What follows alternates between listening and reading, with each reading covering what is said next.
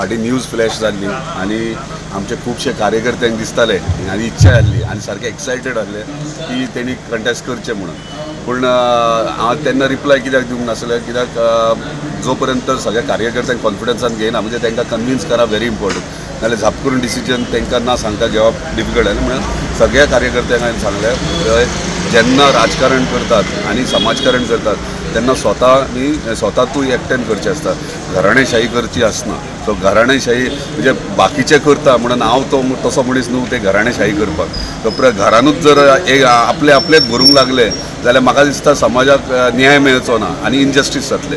ताका लागून म्हाका दिसता प्रत्येक राजकारण्यांनी आपूण राजकारण करून समाजकारण करचें आनी समाजकारणान तुका जर मदत लागता, जशी म्हाजी फॅमिली म्हाका सपोर्ट करता समाजकारण करूंक, तशें समाजकारण पदा शिवाय आनी इलेक्शन शिवाय आपल्या घराण्यान ताका सपोर्ट करचो आसता आनी समाजा खातीर काम करचें आसता. ताका लागून हांवें म्हाज्या कार्यकर्त्यांक बरे भशेन कन्विन्स केलें आनी ते एग्री जाल्ले आहात. तो ताका लागून म्हाजी मिसेस कांय बसना इलेक्शनाक. आमी फक्त मांद्रे मतदारसंघाचे उदरगती खातीर काम करतात आनी हांव एकलो इलेक्ट जावन आहा तितलोच पुरो.